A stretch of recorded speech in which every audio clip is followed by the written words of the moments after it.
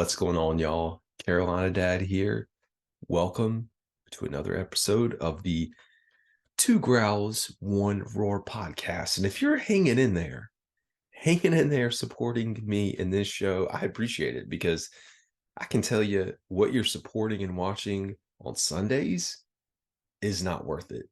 So I truly do appreciate that. And I do have to give a shout out to everyone. We eclipsed 100 total followers on Spotify and Apple combined. That means 100 folks decided to click the button on those various platforms to follow the show, not including anything with YouTube. I I don't have any words because when I started this 10 months ago, I was really doing it for myself, hoping that things would go somewhere. And here we are. We have Germany as the second most listened to country. And I think they're, third most at 2%. United Kingdom, England at 3% of my total play. So appreciate that. Anyways, if you had Florida State, Georgia, and Carolina Panthers getting eliminated from the playoffs on your bingo card for this weekend, you are sitting high right now because that's what happened. I'm not here to talk college football. Don't worry.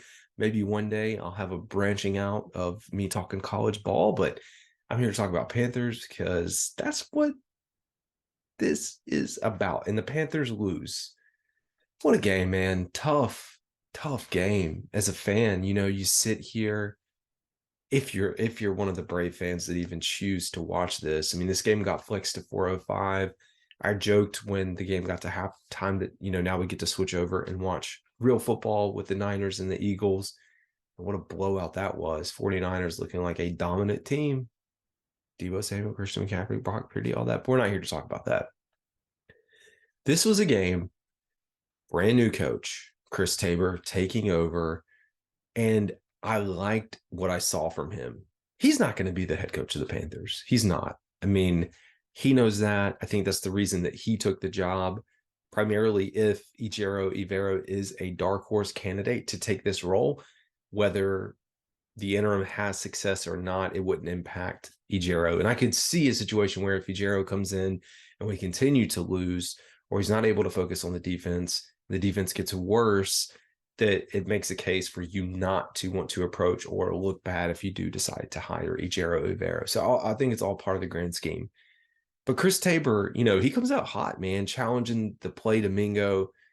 Folks on X wanted to roast me when I got on there and I started talking about Mingo's inability to make NFL caliber catches.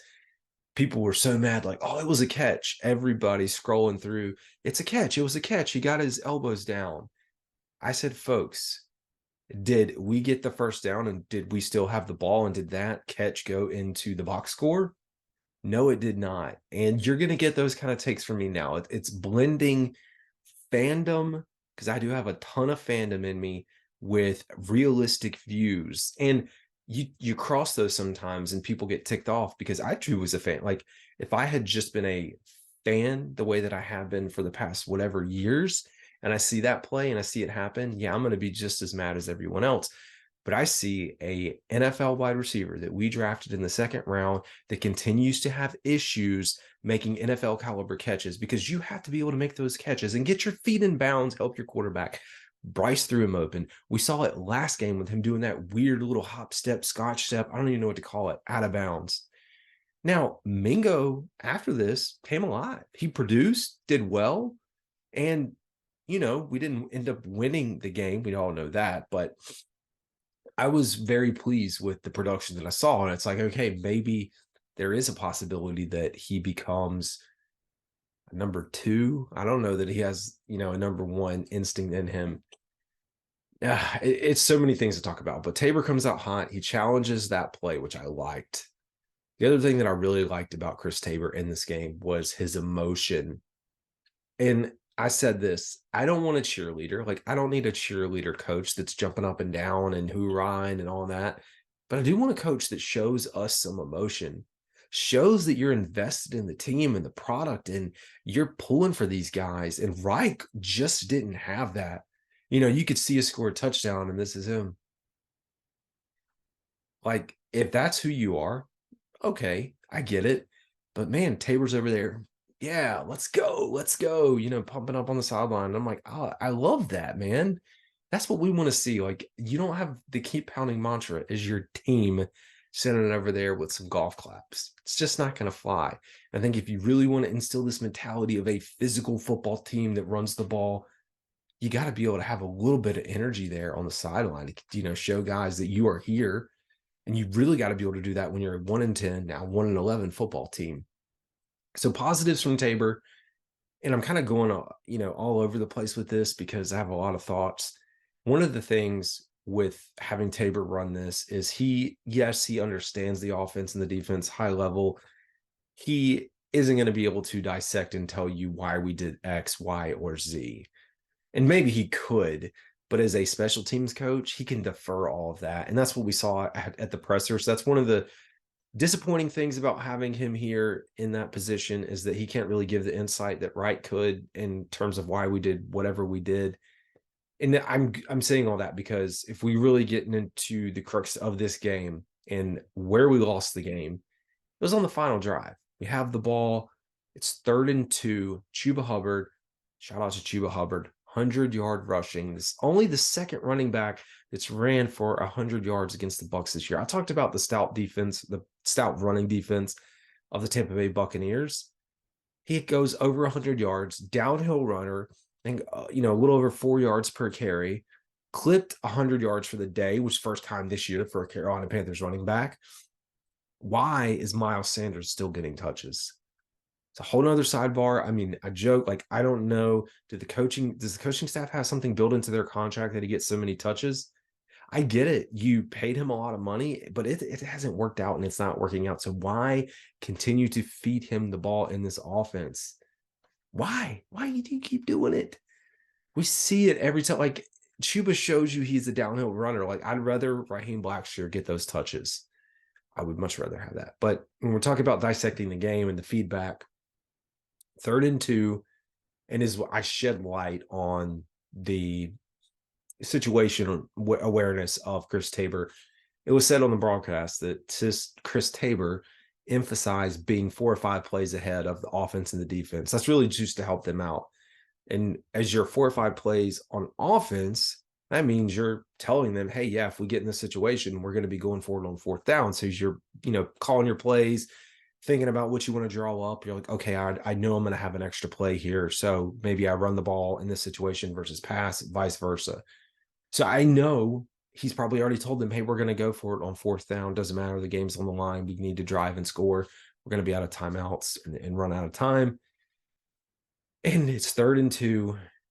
And I just don't back-to-back pass plays. And now in the follow-up presser, Bryce said on one of them, there was supposed to be a motion that would have opened up the play, but the motion didn't happen. He didn't get it into the play call. And we failed to convert. He throws an interception. At one point, yeah, Adam was available or Adam was open out of the break. I don't know how open he was. I mean, you see the replay, or I saw the replay, but I haven't gone back and watched the film. But I wouldn't say he was wide open, but it was like the ball was there. And we lose the game. That was it. I mean, you give that up, give the ball back. That's your ball game. But the Panthers' fault. Panthers were fighting all day long. What didn't change, even with the changes in the offensive line, with Jensen getting his first start, you still saw issues with pressure. Bryce getting sacked 4 times again. I mean, the numbers continue to rise. A lot of them coverage sacks. A lot of them just pressure up the middle. The same things that we continue to see. So it's like we knew those things wouldn't improve week to week. And you just it's hard to know what to do because you look at some of the grabs, the screen grabs of the plays when they post them online, and they posted it on one of the broadcasts. They circled, one of them where Bryce gets sacked and there's no opening and there's no coverage. And I talk a lot about NFL open versus college open. Here's the thing. When you dissect Bryce, you do have to, account for the lack of production of the skill positions, whether that's receiver. You can even talk about offensive line. You can talk about the running backs. You have to account for those things and a lack of separation. but you also have to account for him as a quarterback being able to understand the clock going off in his head and getting the ball out. And he struggled to do that at times. And again, there's a lot in the Bryce camp that think if I say something like that I'm just throwing him under the bridge. And I'm not. I fully support him. I think that if he gets weapons around him and we build a foundational line, he can be a really good quarterback. But he also has to understand, just as he matures in this game, like, wait, yeah, it's been 3 seconds. I think it's time to get the ball out. We also saw issues with him when he does get in those situations and he does escape the pocket. Most of the time he's able to throw it away. But there was one where he tries to throw it. He loves to dirt the ball, which is fine, like dirting the ball, throwing it at the receiver's feet or the running back's feet. The one, though, he tries to do that and escapes. There's no receiver. He doesn't make it to the line of scrimmage, and we get an intentional grounding. So those things hurt you. All the yardage that you give up off of sacks, off of penalties. And I'm kind of, again, talking around a few things, but those things bad football teams do, but good football teams do not do. And that's why we are 1-11, the worst team in the league, first team eliminated from the playoffs, and unable to get a win against a Tampa Bay team that was struggling. Again, we are the get right game. I can't, we go up, 14-10? Was it 14-10 or was it 10? I had it right in front of me. I'll look at it. Let me actually tell you, because now I want to make sure I get it accurate, because what I was going to say is we led for about 10 seconds. Like, you can't. Let's see if I could go back to. Sorry, yeah, we go up 10-7 in the third quarter. And I'm like, oh my gosh, it's 10-7. We're playing well. Very next drive, really almost like the next play, Mike Evans, 75-yard touchdown pass from Baker Mayfield. It's just, man, as a fan, I feel like my sign here that I need to put up actually on the wall so it's not hanging and sagging like that. But I just feel like that sometimes, like, so defeated. Losing is contagious. It is. Losing, for the players, for the organization, like, you become a losing organization. I've been around a lot of losing in my life in some team sports, and it's hard to get over that hump and to truly believe that you are capable of winning. And that's at every level. It's a very hard thing to do. Like, once you get into it and once that becomes your thing, like, think about the Cleveland Browns of years past, how people perceive them. And it took so long to finally get around that corner. Even, I wouldn't say Cincinnati's been in that court, but Detroit Lions, thinking about everything they've had to do to get out of where they were to become a winning football team. Now, it's tough, man. It's very tough. Baker Mayfield, he threw one duck interception. I mean, Baker did not look good. It wasn't like he came out here and went all out. He did take his shots downfield, did have the one duck interception.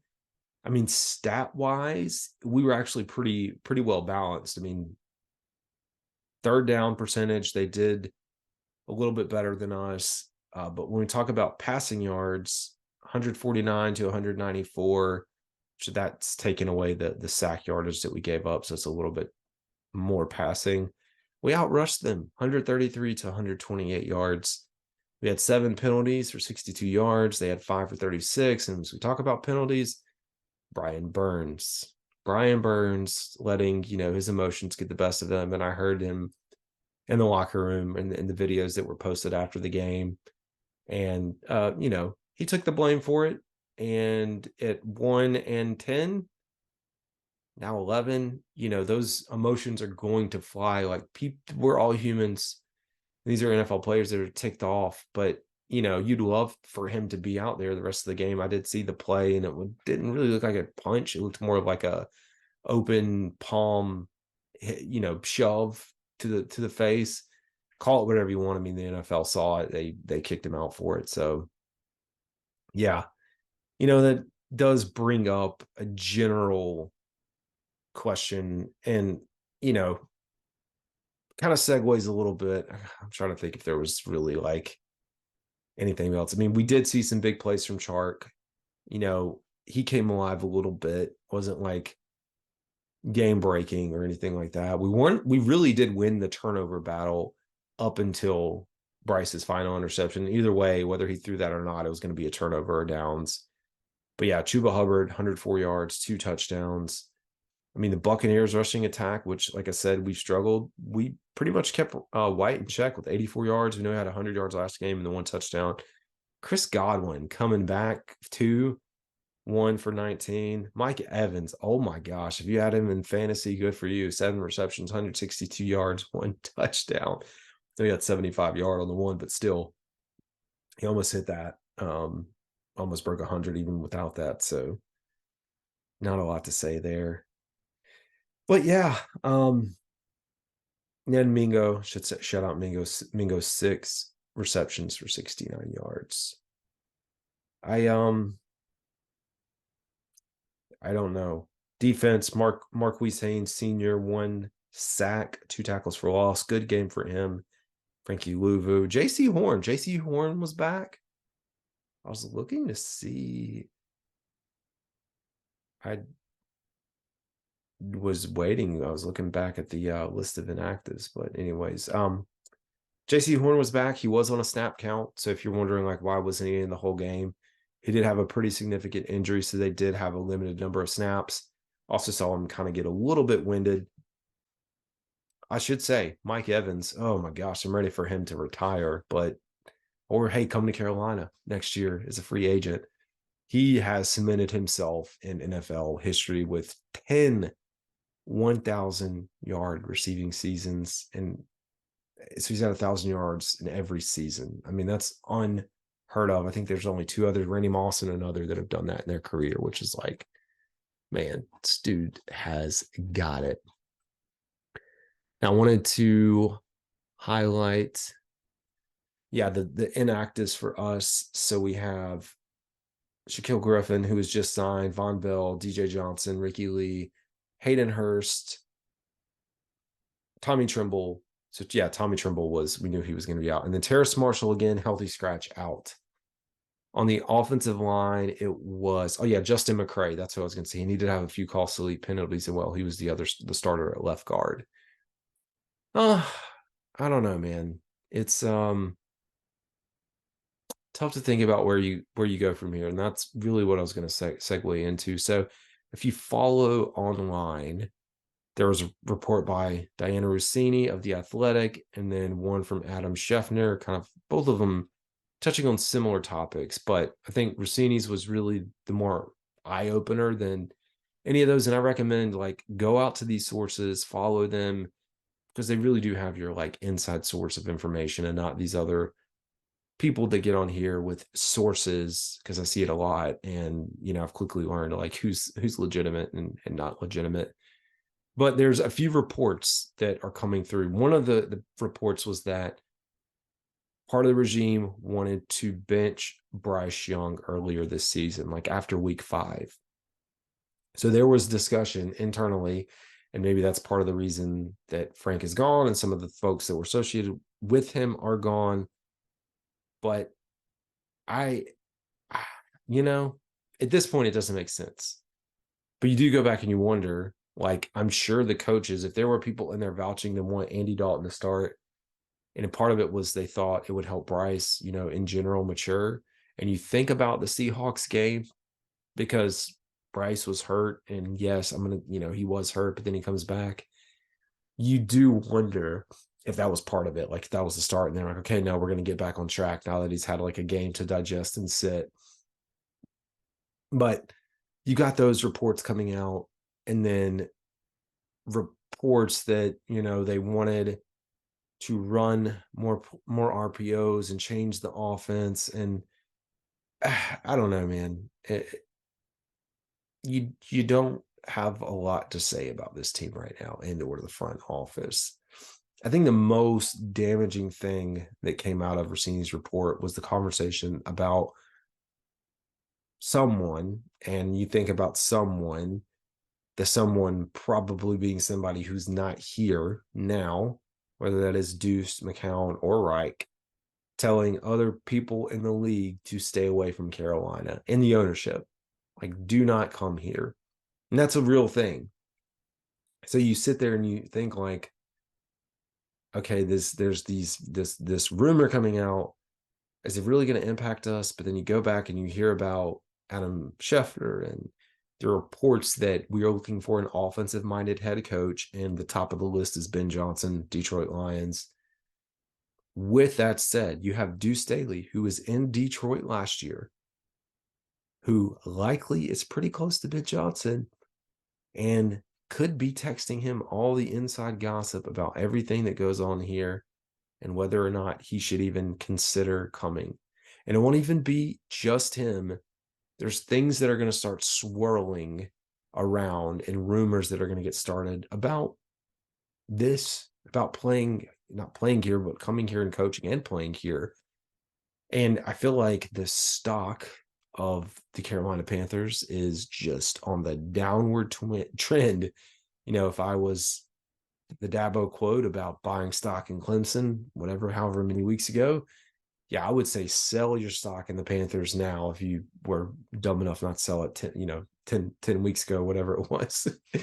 Like, sell fast, because I don't know that this team is even close to being able to turn this around. And that's not a knock on whoever comes in here. I don't know who's going to come in here. You've got some big names right now. Bill Belichick, keep him away. And I've talked about it a little bit. Keep Bill Belichick away. He can barely win a football game, getting shut out 6-0. He's a terrible GM, and he's going to want to do all those things. And I do not want his imprint over here in Carolina. I don't. And the other name being floated, Harbaugh from Michigan, making the journey down. And a lot of folks are like into Harbaugh and they love him. He's not coached in the NFL in almost 10 years. I think he's borderline 8 or 9 years, closer to 10, since he has coached in the NFL. I don't want him. I don't want him here.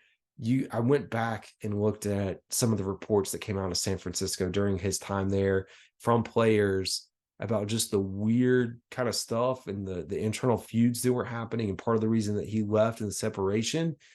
I don't want that. I do not want that in Carolina. I'm glad if that's your pick, and I know he probably will be high on a lot of people's list. Give me someone fresh, someone new that can come in here and really start at the ground level and work this up. Because I fear with some of these names, those names, there will be expectations to win now. There will not be this calming grace period. Not that we've really seen that much, but I don't think there is going to be that big of a grace period, with some of those names, because it's just like when we hired Reich and this staff and got Bryce Young, a lot of people expected to win and to win now.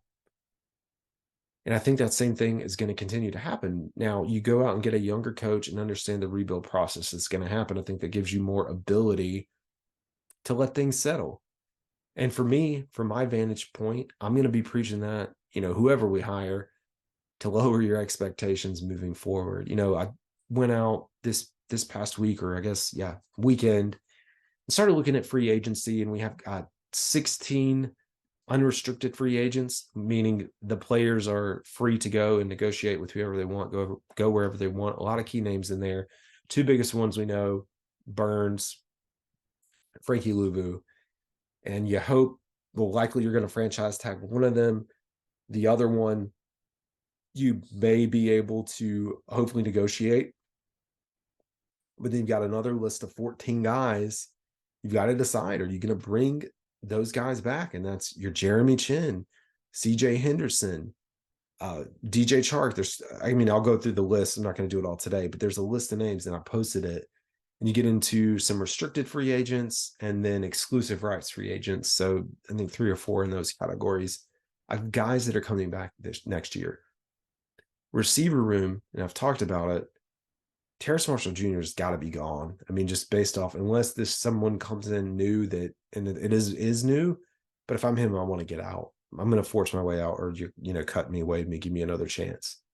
And that leaves you with Adam and Mingo coming into next year. So a lot of question marks to be answered around who's coming in and filling what position and where are you going to focus in the draft? What free agents are you going to attract? It's not normal to sign 20 to 22 guys. I went back to look at free agent acquisitions. The thing about the free agent acquisitions, there are some very well established teams, and you look at their free agency periods versus ours, and it's like night and day. I think I looked at Baltimore and one other team, maybe Kansas City, and they only signed like 9 guys or 10 guys in the offseason. Probably some of them guys that renegotiated with them. And you look at these other teams like us, I can't even, pull the full list, but Houston doing much better though, but signing 20, 25 guys. You've got to have some stability and continuity on the team, and you build that by drafting the right guys that are able to stick around, which leads you to the question of like, when is Scott Fitter going to be fired? I'll say it or sing it till the cows come home. When is he out? Because I'm tired of it. Looking at what he has produced, and you can't say he's produced really anything. And I hope we just do a full reset and really give us some time to maybe build something here, because it's going to take some time, folks. And if you're in it for the long haul, buckle up, gonna have some fun, but it's not going to be fun. It's not going to be fun. Even though Chris Tabor wants to preach fun, he wants to preach chopping wood.